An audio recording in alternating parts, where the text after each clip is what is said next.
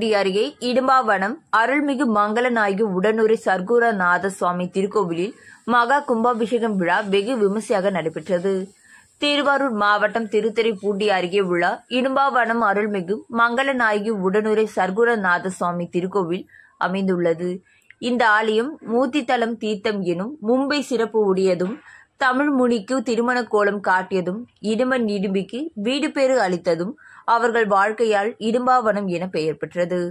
ஆலயத்தில் கடந்த 16 ஆண்டுகளுக்கு முன்பு கும்பாபிஷேகம் நடைபெற்ற நிலையில் தமிழக அரசு இந்து அறநிலையத்துறை சார்பில் சுமார் 50 லட்சம் ரூபாய் ஆலயத்திற்கு நிதி ஒதுக்கீடு செய்யப்பட்டு தற்போது மகா கும்பாபிஷேகம் நடைபெற்றது. முன்னதாக வேத பண்டிதர்கள் மந்திரம் முழங்க யாகசாலை பூஜை நடைபெறுகிறது.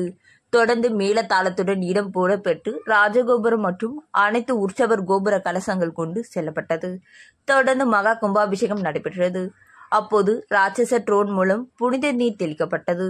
இதில் சுற்றுவட்டார பகுதிகளில் உள்ள பெருந்திரளான மக்கள் பங்கேற்றனர்.